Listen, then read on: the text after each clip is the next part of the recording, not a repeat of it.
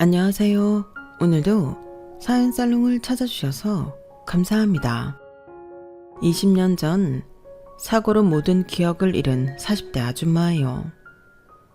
남들은 옛 기억들을 추억 삼아 이야기꽃을 피우기도 하지만 전 20살 이전의 기억이 없기 때문에 어린 시절 추억이 전혀 없네요.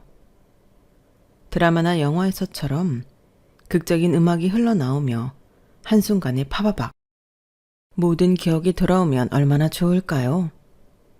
하지만 현실은 참 비극적이네요. 단 한 장면도 기억나지 않아요. 다만 몇 개월 전 제 인생을 송두리째 뒤바꿔 놓을 만한 일생일대의 사건이 벌어졌기에 그 사건을 계기로 제 과거를 조금씩 찾아가고 있어요. 정확히 말하자면 누군가가 이야기해준 나의 어린 시절을 열심히 암기하고 있죠. 어렸을 적 사진도 보고 학교에서 받아온 상장이나 비디오로 찍어놓은 영상도 밤새 보고 있어요. 마치 시험 공부하듯 말이죠. 이렇게 외우기라도 하면 조금이나마 생각이 나지 않을까 싶어서요. 저의 노력이 참으로 가상하죠. 여러분 중 과거를 잊고 싶다고 입버릇처럼 말씀하시는 분들이 계시죠? 하지만 과거를 기억하고 추억할 수 있다는 건 크나큰 축복이에요. 전 과거에 대한 기억이 없기에 지금까지 앞만 보고 자랐어요. 시댁과 남편은 개차반이었지만 천만다행히도 아들 셋은 정말 착하고 똑똑했기에 그 아이들을 희망삼아 여기까지 올 수 있었죠. 태어나서 20살까지의 기억이 전무한 제가 그동안 얼마나 서럽게 살아왔는지 궁금하시죠? 제가 가장 좋아하는 채널인 사연살롱 여러분께 담담하게 제 인생을 털어놔 볼게요. 여러분께서 공감해 주시면 제가 살아갈 힘이 좀 날 것 같아요. 지금부터 시작할게요. 막상 이야기를 펼치려니 어디서부터 시작점을 잡아야 할지 모르겠네요. 저의 첫 기억은 20살 때 병원이었어요. 피투성이가 된 응급실 침대 시트와 뭔가 불안한 눈빛으로 날 쳐다보던 한 남자와 그의 엄마. 제가 깨어나자 몇 번이고 되물었어요. 뭔가 확인이라도 하려는 듯 말이죠. 이제 정신이 좀 들어요. 나 기억나요? 내가 누군지 알겠냐고요. 그들이 누군지 여기가 어딘지 너무 혼란스러웠고 특히나 머리가 깨질 정도로 아팠기 때문에 말할 기운도 없었어요. 아무것도 모르겠어요. 여기가 어디예요? 짧은 대화 후 입원실에서 계속 치료를 받으며 조금 진정이 되더군요. 그 남자와 남자의 엄마는 저와 눈만 마주치면 계속 기억나냐고 물어왔고 전 사실대로 아무 기억이 없다고 했죠.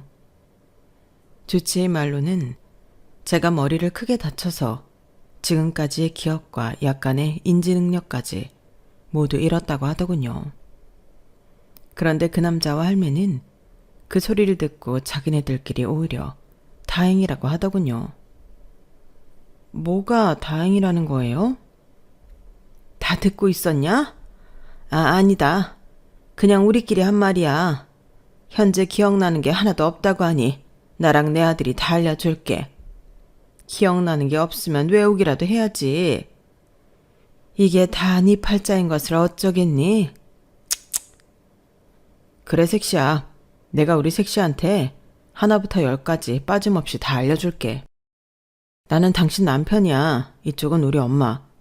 그러니까 당신 시어머니고 우린 가족끼리 식당에서 밥 한번 먹는 걸로 결혼식을 대신하고 신혼여행으로 서울 구경 다녀오다가 차 사고를 당한 거야. 우리 고향인 섬마을로 다시 돌아오다가 말이야. 우린 원래 바닷가에서 살던 사람들이야. 당신은 오래전 조실부모한 고아로 홀로 자랐고 당신이 하도 날 쫓아다녀서 내가 색시로 받아줬지 뭐. 모든 게 혼란 그 자체였지만 나의 시모와 남편이라는 사람이 말한 대로 그대로 외울 수밖에 없었어요. 난 원래부터 집도 절도 없고 고아라고 하니 내게 가족은 그 둘뿐이었거든요. 당시엔 오히려 그들에게 고맙다는 생각이 들더군요. 고마워요. 이렇게 날 살려줘서. 의사 말로는 하마터면 죽을 수도 있었다고 하는데 그래도 목숨은 건졌네요. 옆에 있던 시모가 한마디 하더군요. 그래. 우리가 바로 네 생명의 은인이다. 앞으로 우리한테 충성을 다 바쳐야 할 거야. 알았냐? 드라마에서 보면 머리를 크게 다쳐 기억 상실에 걸린 주인공은 딱 기억만 잃잖아요. 하지만 현실은 그렇지 않더군요. 머리를 다쳐 인지 능력과 언어 능력까지 저하된 저는 마치 초등학생처럼 다시 한글 공부와 말 연습을 해야 했어요. 몇 개월 만에 태어난 저는 남편과 시모와 함께 사는 신혼집인 시댁에 가서 현실 생활에 돌입했어요. 하나하나 다 배워가면서 말이죠. 기억을 빼고 전반적으로 거의 정상 수준으로 돌아오자 그들은 본색을 드러내기 시작했어요. 나한테 섹시하며 잘해주던 자상한 남편은 아주 거칠게 행동하며 날 무시하기 시작했죠. 시모라는 사람은 더했어요. 본인은 집안일하면 죽는 사람처럼 손 하나 까딱 안 하고 절 다 시키더군요. 그땐 세 식구뿐이었으니 뭐 그러려니 했어요. 가르쳐준 대로 집안 구석구석을 열심히 쓸고 닦았죠. 제가 몸이 완전히 제 컨디션으로 돌아오자 이젠 돈 벌어오라며 등을 떠밀더군요. 섬마을에서 해녀로 오래 일했다던 시모는 이젠 제게 해녀 일을 하라고 시켰어요. 난 이제 늙고 병들어서 몸 움직이기도 힘들구나. 네가 나가서 돈 벌어와라. 네 남편이 고기 잡아서 푼돈 벌어오는 걸로는 우리 세 식구 입에 풀 칠하기도 힘들지 않냐? 게다가 너희 부부 애도 낳아야 할 거고 애 키우려면 생활비가 더 들어갈 텐데 그거 어떻게 충당할 거냐? 내가 젊어서 해녀로 일했던 것처럼 너도 물질 배워서 해녀로 먹고 살도록 해. 어머님, 늙고 병들었다기엔 어머님 너무 팔팔하신걸요? 그럼 제가 밖에서 돈 벌어오면 어머님이 집안일 좀 해주실 건가요? 맨날 동네 할머니들하고 화투만 치러 다니시고 아무 일도 안 하고 밥 먹고 누워서 드라마만 보시잖아요. 화투 치시는데 필요한 미천만 뜯어가려 하시고 정말 너무하세요. 제가 이 집안의 노예인가요? 남편도 그렇고 어머님도 절 밥대기 취급만 하시고 너무하세요. 야, 넌 이 집안에 원래 일하러 들어온 여편네 아니더냐? 그럼 잠자코 일하고 돈 벌고 애나 낳고 그렇게 사는 거야. 인생 뭐 별거 있냐? 그러다 가는 거지. 그리고 내가 고스톱으로 얼마나 돈을 잘 불리고 있는지 알기나 해? 은행 이자에 2배는 넘게 불린다고. 내 실력을 뭘로 보는 거야? 너는 마냥 내가 노는 걸로 보이냐? 하도 닥달을 해대니 해녀 일을 해야만 했어요. 남편도 조그만 고깃배로 벌어들이는 본인 수입이 변변치 않으니 같이 맞벌이 하자고 대놓고 말하더군요. 물질 하다 보면 별로 어렵지 않아. 젊었을 때 고생은 사서도 한다는데 한번 해봐. 물을 무서워하는 전 진짜 죽음의 공포를 느끼며 해녀 일을 해야만 했어요. 반찬값이라도 벌어야 한다는 생각으로 말이죠. 같이 하던 해녀 할머니들이 제게 그러더군요. 하유, 물을 그렇게 무서워하면서 무슨 물질을 한다고 그래.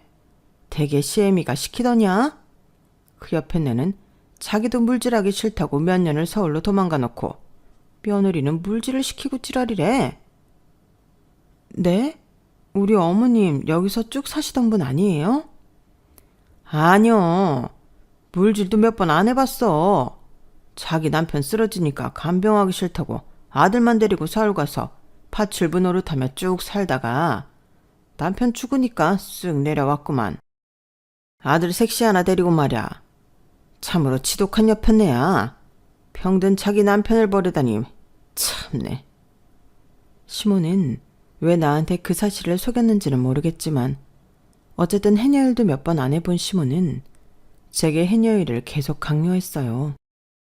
조그만 섬마을에서 돈 벌 수 있는 일이 별로 없었거든요. 이쪽 저쪽에서 치이느라 전 생리가 멈추고 뱃속에 아기가 자라고 있는지도 모르고 지나치고 있었어요. 그런데 어느 날 해녀일을 마치고 해녀복을 벗고 평상복으로 갈아입었는데 하혈을 했는지 바지가 금세 핏빛으로 젖어버리더군요. 같이 일하던 해녀 할머니가 더 놀라셨죠. 아이고 섹시해.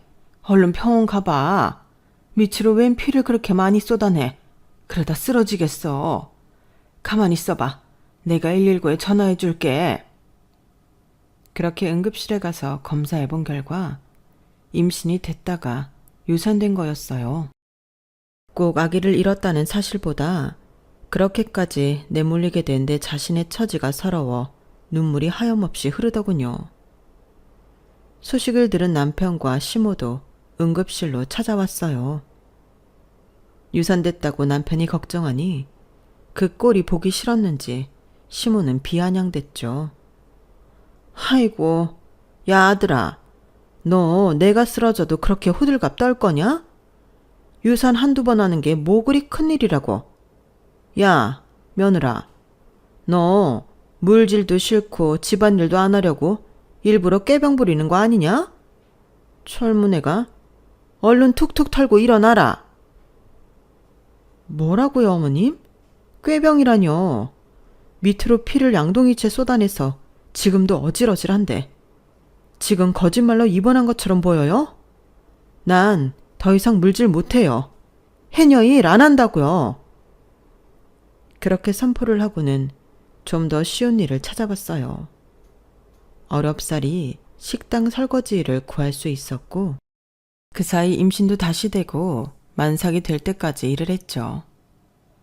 아기를 낳고 한 달 정도는 그 사이 임신도 다시 되고 만삭이 될 때까지 일을 했죠. 아기를 낳고 한 달 정도는 집에서 아이만 봤죠. 하지만 시모와 남편이 주는 눈치가 대단했어요. 남편도 합세해서 나가서 돈 벌어 오라더군요. 애 낳고 한 달 쉬었으면 된 거 아냐? 엄니한테 애기 맡기고 다시 식당 일하는 건 어때? 직장 다니는 사람들도 최소 3달은 쉬더라. 난 애 낳고 우리 아기 100일까진 젖 먹이고 싶어. 난산으로 나와서 밑이 다 찢어져 아직도 너덜너덜한데 한 달 만에 당장 돈 벌어 오라는 거야? 그럼 어떡해. 이제 애까지 태어난 마당에. 그리고 우리 엄마 씀씀이 알잖아. 나 혼자 물고기 잡아서 번 돈으로는 쌀값 대기도 힘들다고. 그때쯤 시모가 동네 할매들과 하던 고스톱 판돈이 점점 커지는 것 같더군요. 다들 화투에 눈이 벌게져서 마치 좀비들이 모여있는 것 같았죠. 영락없는 도박판이었어요.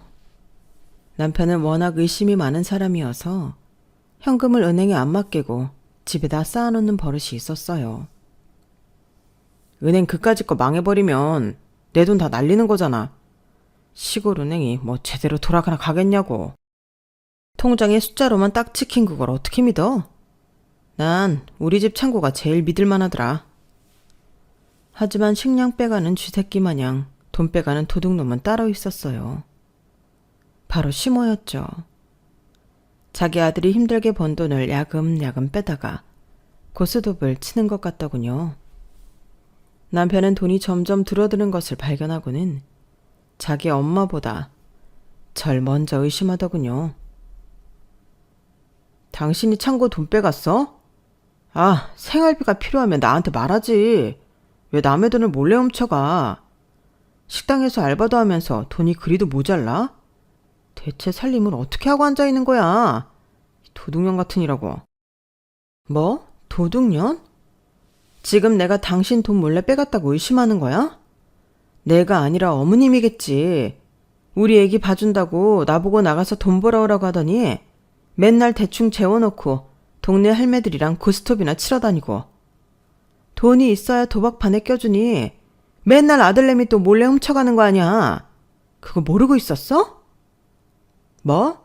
울 엄마가? 울 엄마 그럴 사람 아니야. 섬 사람이라 입이 좀 거칠어서 그렇지. 청년 결백한 양반이라고. 그리고 오래전부터 갱년기 우울증이 와서 취미로 화투 몇 번 치는 걸 가지고 시어머니를 담이 도박꾼이라고 매도해? 너 진짜 안 되겠구나. 남편은 급기야 내 뺨을 때리기까지 하더군요. 저도 눈이 돌아버렸죠. 하지만 자기 엄마만 감싸고 돌며 절 도둑년 취급하는 게 더 억울했어요. 물증을 잡아야겠다고 생각했죠. 어찌저찌 어렵게 홍캠이라는 걸 중고로 사서 창고 근처에 몰래 설치해놨어요. 성능이 꽤 좋아서 부엌까지 다 보이더군요. 설치한 지 며칠이 되지 않아 시모가 남편 돈에 손을 대는 게 찍혔고 또 다른 영상들도 찍혔어요. 제가 식당 알바를 마치고 고된 몸을 이끌고 집에 돌아오면 시모가 보리차 한 잔을 줬어요. 그게 시모의 유일한 집안일이었죠. 그런데 CCTV를 확인하니 거기에 가래침을 뱉거나 코를 흥 하고 풀어서 제게 건네주는 게 아니겠어요? 전 그것도 모르고 벌컥벌컥 들이켜왔는데 진짜 구역질이 날 만큼 역겹더군요. 남편과 시모가 다 같이 있는 자리에서 CCTV를 틀었어요. 남편 돈을 훔쳐가는 거나 애기가 울어도 제대로 보지 않고 낮잠만 쳐자는 시모. 제 물컵에 침 뱉는 시모의 모습이 적나라하게 다 찍혔죠. 남편도 화가 났는지 자기 엄마한테 버럭 화를 내더군요. 처음 보는 모습이었죠. 엄마, 화투도 정도껏 치셔야지. 아들내미가 힘들게 번 돈 다 가져가시면 어떡합니까? 애도 있는데 애기 우유값은 남겨놓으셔야죠. 그런데 시모의 반응이 더 가관이었어요. 적반하장도 유분수지 진짜 낯짝이 두껍더군요. 야, 며느리 너 이제 몰래카메라까지 들이대면서 날 감시하냐? 전생에 무슨 왼수를 졌나? 인연을 며느리로 들이는 게 아니었는데 내가 미쳤지. 내가 미쳤어. 네가 나랑 우리 아들 사이를 기어코 갈라놓는구나. 대체 뭘 갈라놓는다는 건지 이해를 할 수가 없었죠. 그렇게 사건이 일단락되는 듯 했으나 그 다음 우리 애기에게 끔찍한 일이 벌어지고 맙니다. 여전히 저도 돈을 벌어야 했길래 불안했지만 이젠 아기 잘 봐준다는 시모의 말만 믿고 계속 식당 설거지 일을 나갔어요. 그 사이 둘째 아기가 생겼기에 만삭을 하고도 일을 해야 했죠. 그런데 병원으로부터 긴급하게 연락이 오더군요. 박정국 아이 어머니 되시죠? 지금 빨리 병원으로 와주세요. 아기가 좀 크게 화상을 입었는데 지나가던 동네 할머니가 발견하고 119 타고 왔는데 가족이 필요합니다. 네? 우리 아들이요? 어디를 어떻게 화상을 입었는데요? 애기 친할머니가 봐주고 있었는데 동네 할머니가 같이 있다고요? 암튼 알았어요. 빨리 갈게요. 전 만삭인 몸으로 냅다 뛰어서 택시를 잡아타고 병원으로 향했어요. 엉엉 울면서 말이죠. 병원에 가보니 애기 잘 돌봐준다던 시모는 어디 가고 동네 할머니만 계시더군요. 아이고 새댁 얼른 와. 정국이가 혼자 있다가 식어가는 곰젖을 엎어서 다리며 엉덩이까지 다 튀었어. 다행히 고추는 괜찮대. 하늘이 살린 거야. 우리 애기, 내 피 같은 우리 아기 괜찮니? 엄마가 미안하다. 엄마가 죄인이야. 그놈의 돈이 뭐라고 널 내팽개치고 나가서는. 곧이어 소식을 들은 남편도 쫓아왔어요. 어느 정도 진정이 되자 남편에게 입원한 첫째 아이 간병을 맡기고는 저는 시모를 잡으러 갔어요. 아니나 다를까 화투판에 쳐 앉아있더군요. 시모의 신난 목소리가 저 멀리서까지 들리더군요. 자, 어서 다들 돈 내놔 돈. 이번 판은 내가 대박 났다. 대박이여. 유후, 신난다. 내 아들을 사지로 몰아놓고는 신나게 화투나 치고 있다니. 시모의 뒷모습을 보자니 사리가 느껴졌죠. 피가 거꾸로 솟는 것 같았지만 일단 차분히 뒤로 빠져서 112에 신고했어요. 도박판이 벌어지고 있다고 말이죠. 잠시 후 경찰들이 몰려왔고 일단 시모까지 싹 다 잡아가더군요. 전 뒤에 몰래 숨어서 집으로 와버렸어요. 제가 신고한 건 비밀로 해달라고 했죠. 유치장에 갇힌 시모는 남편에게 연락했고 가까스로 나올 수 있었다고 해요. 잡힌 건 처음이었으니 도박 초범으로 말이죠. 남편은 아기가 화상을 입은 것에 대해 시모를 다그치더군요. 엄마, 아니 어떻게 애를 냅두고 화투를 치러 다닐 수 있어요? 지금 아기가 병원에 입원할 정도로 화상을 입었잖아요. 자넨 화투 때문에 내 돈을 빼가지 않나. 이젠 엄마 못 믿겠어요. 아기 엄마가 둘째 가져서 만삭이고 하니 그냥 내 몸 굴려서 돈 벌어올 테니 다 집에 있어요. 남편은 하는 일이 고기잡이였으니 훨씬 연봉이 세다는 원양어선 일을 알아보더군요. 이젠 원양어선 타면 애기들까지 생활하는데 문제 없을 테니 당신이 집에서 애 키워. 우리 엄마한테 맡기면 애기들한테 또 무슨 일 생길지 모르니까 말이야. 이렇게 전 둘째를 낳으며 전업주부가 되었어요. 여전히 시모는 집안일에 손 하나 까딱 안 하고 밖으로만 돌았지만 그래도 식당일 안 하고 집안일 하며 아이들을 돌볼 수 있다는 게 제겐 마치 휴식처럼 느껴지더군요. 원양어선을 타게 된 남편은 몇 달 만에 한 번씩 집에 와서는 긴 휴식을 가지고 또 배 타러 나갔죠. 어쩔 땐 왼수 같지만 그래도 한참을 떨어졌다가 오랜만에 만나니 애틋한 맘도 생기더군요. 그래서 그런지 셋째가 금방 들어섰어요. 그런데 셋째 임신 소식을 들은 남편의 반응이 황당하기 그지 없었죠. 뭐? 또 아기를 가졌다고? 당신 그거 내 아이 맞아? 딴 남자랑 굴러먹다가 애 들어선 거 아냐? 내가 몇 개월씩 밖에 있는데 임신할 수 있는 거야? 지금 뭐라고 했어, 자기? 뚫린 입이라고 아무 말이나 해대는 거야? 집에 오면 한 달씩은 있다 가면서 그 시간들은 생각 안 해? 이 시골 섬마을에 바람필 남자가 누가 있다는 거야? 애기들 돌보며 공주님처럼 손 하나 까딱 안 하는 어머님 뒤치다거리까지 다 내 몫인데 대체 바람필 시간이 어디 있다는 거야? 당신만 일하러 다니는 줄 알아? 난 집에서 24시간 움직이고 있다고. 맘 같아선 셋째 아이를 지어버리고 싶더군요. 지금 생각하면 진짜 끔찍한 생각이었죠. 그런 생각을 잠시나마 했다는 자체가 우리 셋째 아이한테 너무 미안하네요. 그렇게 셋째 아이를 남편이 배 타러 장기 출장하고 있는 상태에서 혼자 낳았어요.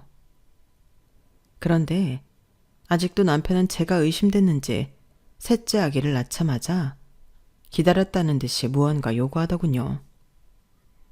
셋째 아이가 진짜 내 새끼가 맞는지 유전자 검사할 거야. 남편의 의심병은 그때부터 점점 커져만 갔어요. 안 그래도 팍팍한 삶 속에 남편마저 저를 의심하다니 진짜 기운 빠지는 일이었죠. 마음대로 해. 유전자 검사를 하든지 말든지 마음대로 하라고. 검사 결과 당연히 친자로 나왔죠. 제가 다른 남자를 만날 겨를이 어디 있겠어요. 게다가 섬마을엔 죄다 꼬부랑 할배들 뿐이었는걸요.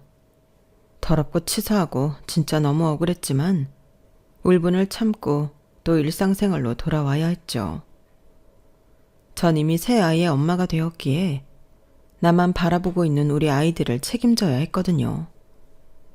아들만 셋을 낳았는데 우리 아들들은 너무 고맙게도 착하고 똑똑하게 커주었어요.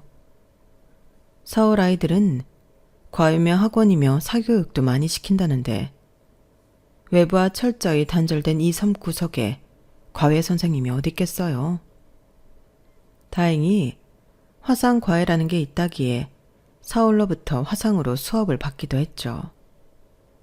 역시나 컴퓨터 앞에서 화상으로 아이 선생님과 학부모 상담을 하는데 선생님께서 이런 말씀을 하시더라고요. 어머님, 지금 첫째 정국이와 둘째 정찬이가 영어랑 수학 수업을 받고 있잖아요. 그런데 워낙 수업을 잘 따라오고 실력이 범상치 않길래 컴퓨터로 간단히 영재 테스트하는 게 있어서 저번에 한번 해봤어요. 그랬더니 둘 다 영재 판정을 받았어요. 간이 테스트이기에 정확치는 않지만 제가 가르쳐왔던 학생들 중 가장 머리가 똑똑하고 실력이 좋은 것 같아서 어머님께 말씀드립니다. 서울로 한번 나오셔서 정식으로 영재 테스트를 받아보시고 그에 맞는 교육을 시켜주시면 어떨까요? 네? 우리 아이들이 영재라고요? 어려서부터 꽤 똘똘한지는 알고 있었지만 그 정도인 줄은 몰랐는데 애기 아빠랑 한번 상의해 보겠습니다. 고맙습니다, 선생님. 우리 아이들이 똘똘하다는 건 정말 기쁜 일이었지만 우리 형편상 영재 교육이며 특히 서울로 와서 교육시키라는 건 꿈처럼 먼 일이었죠. 일단 남편에게 전화로 상의나 해봤어요. 하지만 돌아오는 대답은 뻔할 뻔짜였어요. 야, 넌 엄마로서 애들 데리고 섬마을에서 조용히 살 생각이나 할 것이지. 뭐? 영재교육? 서울? 웃기는 소리 취하고 앉았네. 넌 남편이 돈 벌어다 주니까 돈 버는 게 쉬워 보이지? 고아년 데려다가 밥 주고 집 주고 했더니 바라는 게 한도 끝도 없네. 우리 애들도 고등학교만 졸업하면 원양어선 태워서 돈 벌게 할 거니까 잠자코 애들 밥이나 먹여서 힘나 키우게 해. 힘이 세야 고기도 잘 잡는다고. 뭐? 당신 말이 너무 심한 거 아니야? 어머님이 나보고 야 거리니까 이젠 당신도 나한테 그렇게 막대하네? 우리 애들도 원양어선 태운다고? 당신이 그렇게 힘들면 우리 애들은 펜대 굴리면서 쉽게 돈 벌 수 있도록 역량을 키워줘야지. 밥이나 먹여서 힘 키우라고? 그게 아빠로서 할 소리야? 똑똑한 아이들 제대로 교육시킨다는 게 그렇게 욕 들을 일이야? 됐어. 당신이랑 말이 안 통해. 끊어. 옆에서 전화통화를 듣고 있던 시모도 한마디 거들더군요. 야, 너 힘들게 일하고 있는 네 서방한테 말본세하고는? 그리고 애들 데리고 네가 서울로 가버리면 내 밥은? 집안일은 누가 다 하냐? 자고로 한번 밥대기는 영원한 밥대기인 거다. 그냥 섬마을에서 조용히 살다 죽을 생각이나 해. 남편과 시모의 강한 만류로 일단 한풀 꺾이긴 했지만 우리 아이들을 제대로 된 교육시키며 잘 키워보고 싶단 마음은 몽글몽글 점점 커져만 갔어요. 서울에 대해 찾아보기도 하고 마치 팬이 좋아하는 연예인에 대해 막 찾아보듯이 서울살이, 교육, 교통, 서울의 동네들에 대해 다각도로 검색해봤죠. 그러다가 남편이 아주 오랜만에 집에 왔고 다시 한번 얘기를 꺼내봤어요. 그랬더니 또 제 뺨을 때리며 상을 뒤집어 엎고 집안을 난장판으로 만들더군요. 야, 너 또 서울 얘기 꺼낼 거야? 오라. 네 인연, 네가 처음에 서울 얘기 꺼낼 때부터 내가 예상하고 있었어. 너 서울에 기둥서방 하나 생긴 거 맞지? 그놈 만나러 서울 간다는 거지 지금? 어디서 몰래 연락하며 바람을 펴대. 이 불순한 것 같으니라고. 지금 나 때린 거야? 내가 이 고생을 다 해가며 왜 맞아야 해? 대체 내가 뭘 잘못했길래 이 의심병자야. 아무리 의처증이 심해도 사람 봐가면서 꼬장 부려야지. 뭔 남자야 남자는. 애들만 바라보고 사는 사람한테. 대체 날 왜 때려? 억울하고 분통해서 더 이상은 당신이랑 못 살겠다. 나 혼자 애들 데리고 서울 올라갈 거야. 우리 이혼해. 뭐? 이혼? 참네. 그래 좋아. 그 대신 애들은 당신이 셋 다 키워. 애들 다 데리고 서울이든 어디든 가버리라고. 양육비 한 푼도 안 줄 거니까 그렇게 알아. 애는 나 혼자 낳았어? 아빠라는 사람이 양육비를 못 주겠다고? 양육비 안 주면 당신 소송할 거야. 그렇게 으름장을 놓았지만 나중에 진짜 양육비를 안 줄 때 변호사를 선임해 소송할 정신도 없더군요. 각박한 서울살이에 저 혼자 애새 키우느라 똥구녕이 빠지게 일이 치여 살았죠. 어쨌든 지 마음에 안 들면 폭력을 일삼는 남편과 도박꾼이자 성격 개차반인 시모와 그렇게 남남이 되고 서울로 애 셋 데리고 올라왔어요. 이혼이며 상경이며 모든 게 얼떨결에 결정된 일이라 아무 준비도 없이 맨몸으로 올라왔죠. 그래도 아이들이 어느 정도 커서 혼자 집에 있을 수 있었기에 일단 학교에 보내놓고 하루 종일 일을 했어요. 명절날 포함해서 365일 단 하루도 안 쉬고 일했어요. 목욕탕 때밀이 백화점 청소부, 파출 보며 전단지 돌리기, 박스 공장에서 박스 조립하기 등등 안 해본 일이 없었죠. 그렇게 일해서 번 돈으로 우리 아이들 학비 대주고 먹이고 입히는 게 큰 낙이었어요. 계획대로 특수 영재교육까지 못 시켰지만 우리 정국이는 서울에 있는 수준 높은 중학교에 진학하여 전교 1등을 놓치지 않더군요. 서울대 의대가 목표라며 15살짜리 아이가 밤을 새서 공부하는 걸 보면 대견하기도 하고 짠하기도 했죠.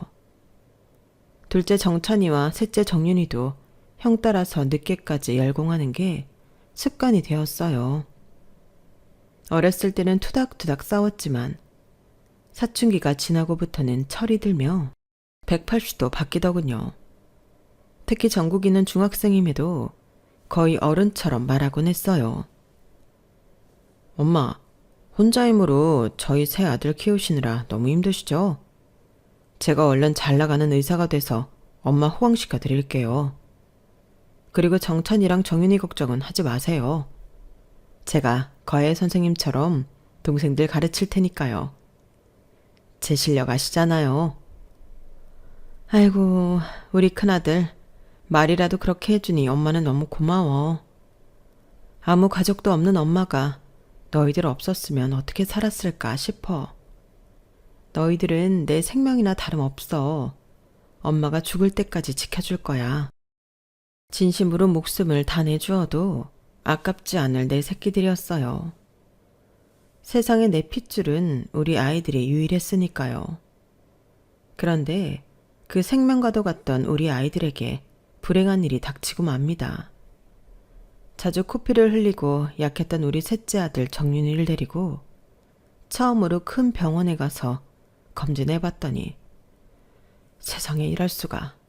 혈액암 진단이 나온 거예요. 우리가 백혈병이라고 일컫는 병이었죠. 의사로부터 진단을 듣는데 사지가 발발 떨리더군요. 선생님, 그게 무슨 말씀이세요? 백혈병이면 우리 막내가 죽을 수도 있단 말이에요? 안 돼요. 제가 죽었으면 죽었지 우리 막내 아들은 절대 안 돼요.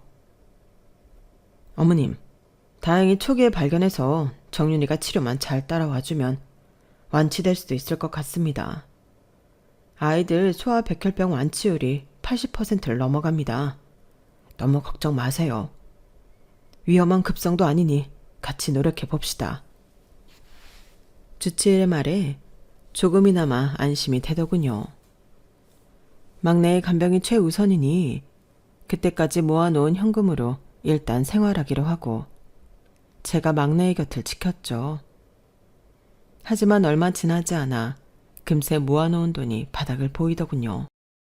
돈 걱정에 잠도 못 이루던 절 눈치 빠른 첫째 아들이 캐치했어요.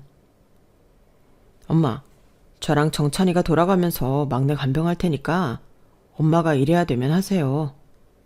제가 성인이었으면 몸이 부서져라 이래서 돈 벌어올 텐데 그러지 못하니 너무 답답하네요. 당장 돈이 급하긴 했기에 쪽잠을 하루에 3시간 정도 자가며 진짜 쓰러지기 일보 직전까지 일했어요. 어떻게든 우리 악내 아들을 살려야 했기에 소처럼 개처럼 일해서 돈을 모았죠. 밥 먹을 시간과 돈이 너무 아까워 삼각김밥으로 대충 때우고 손님이 먹다 버린 음식 주워 먹으며 거지처럼 살았어요. 에휴, 그때를 다시 떠올리니 너무 서러워서 눈물이 다 나네요. 돈 없는 사람에게 이 세상은 너무 춥고 각박하기 그지없었죠. 돈이 있어야 사람 대접받는 세상이더군요. 다행히 셋째 아들은 어느 정도 치료가 되어 퇴원할 수 있었고 정상적으로 학교 생활도 할 수 있었어요. 종교도 없던 저였지만 그때 당시엔 하루에 12번도 더 바닥에 무릎 꿇고 절을 했던 것 같아요. 우리 아들 살려주셔서 감사합니다. 앞으로 우리 아들들 다시는 아프지 말게 해주세요. 제발요. 찢어지게 가난한 우리 집 가정 형편상 공부에 제대로 매진도 못했던 첫째 아들은 본인이 원하던 서울대 의대는 못 갔지만 지방에 있는 의대에 합격할 수 있었어요. 괜시리 제가 다 미안하더군요. 정국아, 엄마가 더 밀어주지 못해서 미안하다. 네가 평범한 가정에서만 태어났어도 서울대 의대는 물론 하버드 의대도 갈 수 있지 않았겠니? 엄마, 농담도 참 잘하시네요. 엄마는 최선을 다하신 거예요. 제가 시험에 잠깐 삐끗해서 몇 개 더 틀려서 지방 의대를 가게 된 거죠 뭐. 근데 엄마, 여기도 엄청 센 곳이에요. 기숙사 살면서 훌륭한 의사가 되기 위해 열심히 공부할 테니 기대해 주세요. 이렇게 성격 좋고 유쾌한 아들이라니. 내 아들이지만 존경스럽기까지 했어요. 둘째 아들은 순수 과학을 공부하고 싶다며 과학고에 진학했는데 원하던 서울대 자연계열에 합격하더군요. 백혈병을 이겨낸 셋째도 연약한 몸을 이끌고 형들 따라서 열심히 공부하곤 했죠. 우리 아들들만 보면 정말 밥을 안 먹어도 배불렀어요. 남편복, 시댁복, 부모복 없는 내가 자식복 하나만큼은 타고났나 보구나. 이 정도로도 감사드려야지. 이런 생각으로 하루하루 감사하며 열심히 살았죠. 저도 어느덧 40대에 접어들어 3, 4개씩 일을 하는 건 무리였어요. 대학생이 된 아들들은 엄마한테 부담될까봐 본인 학비며 생활비까지 알바로 충당하더군요. 대견했죠. 덕분에 전 백화점 청소부 일 하나만 하면서 잠도 7, 8시간씩 자고 여유를 부릴 수 있었어요. 전엔 잠을 7, 8시간씩 자는 게 사치처럼 느껴졌는데 잠만 제대로 자도 살 것 같더라고요. 백화점에서 몇백 몇천만 원씩 하는 물건들을 두 손이 모자랄 정도로 사가는 사람들을 보면 완전히 딴 세상 사람들처럼 느껴졌죠. 그날도 내 발자국이 생기지 하게 않기 위해 뒤로 걸으며 백화점 바닥을 삐까뻔쩍하게 닦고 있는데 저도 모르게 고객과 충돌하고 말았어요. 잠깐 고개를 돌려보니 비서인지 경호원인지 까만 양복을 입은 수행원들 3, 4명과 함께 쇼핑하는 노부부였어요. 아차, 엄청난 부자를 잘못 건드렸구나 싶었죠.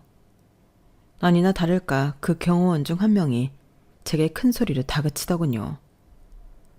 아니 아줌마, 제대로 보고 닦아야지. 뒤에 회장님 내려가 계시는데 무작정 엉덩이로 들이밀면 어쩌자는 거야 더럽게. 괜찮으십니까 회장님? 죄송합니다 고객님. 제가 잠시 딴 생각을 하다가 그만. 혹시 다치신 데는 없으시죠? 앞으로 주의하겠습니다. 다시 한번 사죄드립니다. 존 노부부와 눈을 마주치며 다시 한번 사과를 했죠. 혹시라도 백화점 관계자에게 클레임이라도 걸면 큰일이었으니까요. 그런데 제 얼굴을 본 회장님 내외라는 노부부의 얼굴이 사색이 되더군요. 그리고는 제 팔을 붙잡고 다짜고짜 물었어요. 너, 세화야, 내 딸 세화 맞지? 그동안 어디 있었던 거야? 왜 엄마 아빠를 찾지 않았던 거야? 네가 왜 여기서 청소를 하고 있어? 대체 20년간 어디서 어떻게 살고 있었던 거야? 세화요? 전 김방인데요. 제가 20년 전에 큰 사고로 기억을 잃고 남편과 시어머니랑 섬마을에 가서 아들 셋 낳고 살다가 이혼하고 서울로 올라온 건데, 제가 딸하고 얼굴이 비슷한가요? 저도 혼란스럽네요. 뭐? 20년 전의 사고로 기억을 잃었다고? 그래서 네가 이 엄마를 찾지도 못하고 엄마 아빠 없이 외딴 섬에서 산 거구나. 아, 불쌍한 우리 세화. 우리가 네 부모야. 우리 얼굴 기억 못하겠니? 넌 20살 때 얼굴 그대로구나. 근데 남편이랑 시어머니가 누구길래 너한테 부모 얘기를 안 해준 거야? 혹시 이 말자 박종문 맞니? 우리 시어머니랑 남편 이름을 어떻게 아세요? 맞아? 괘씸한 년놈들 같으니라고. 웬 여자가 아들 하나 데리고 워낙 불쌍해 보이길래 우리 집에 살게 해주면서 파출부일 시켰더니 은혜를 웬수로 갚아? 그 작자들 당장 찾아야겠다. 그 년놈들 어딨니? 아니다. 일단 우리 집으로 가자꾸나 세화야. 너 아들이 셋이라고? 어디 살고 있니? 우리 손자들까지 데리고 원래 우리가 살던 집으로 가서 얘기하자꾸나 아가. 내 엄마라는 사람이 날 보고 아가라고 부르는데 느낌이 이상했어요. 날 이렇게까지 다정하고 따뜻하게 불러주는 사람이 존재하는구나. 굉장히 어색한 감정이었죠. 아직 고등학교에 재학 중인 막내 아들을 데리고 제가 원래 살았다던 곳에 갔어요. 대궐 같은 그 집에는 아직도 제 방이 남아있더군요. 제가 10대 시절 한창 재기 발랄할 때의 사진들이 한 벽면을 가득 찰 정도로 많이 걸려 있었어요. 지금의 얼굴과 별반 다르지 않았지만 너무 이상하더군요. 친부모님은 엉엉 우시면서 내 손을 계속 잡고 이야기하셨어요. 중소형 로펌의 수장으로 아직도 일하고 계시는 아빠와 교수로 명예퇴직하신 엄마 덕분에 우리 집은 꽤 부유하게 살 수 있었더군요. 엄마는 설명을 이어갔어요. 아, 글쎄, 아들 딸린 불쌍한 파출부를 데려다가 방앗간까지 내어주며 입주 도우미로 써줬는데 그 아들이 점점 크면서 널 좋아하는 티를 내는 게 아니겠니? 그냥 그러다가 끝나려니 했는데 20대가 되자 그 아들놈이 널 강제로 덮치려고 했고 그 현장을 목격하고는 아들과 엄마를 바로 내쫓아버렸지. 마음 같아선 콩밥을 먹이고 싶었으나 손이 발이 되도록 무릎 꿇고 사정하는 통에 그냥 내쫓는 걸로 끝났지. 그런데 그 후로 며칠 지나지 않아 20살인 네가 사라져버렸어. 실종신고도 하고 별짓을 다 했지만 찾을 수 없었지. 엄마 아빠는 외동딸인 네가 없어지고는 거의 몇 년간 사람답게 못 살았어. 죽음의 문턱까지 갔다 왔지 뭐니. 하지만 왠지 네가 살아있을 거라고 생각되더라. 우리 딸이 돌아왔을 때 정상적인 가정을 보여주고 싶어서 엄마 아빠 모두 다시금 열심히 살았지. 이렇게 우리 딸하고 생각지도 못한 예쁜 손주까지 만났구나. 엄마 아빠가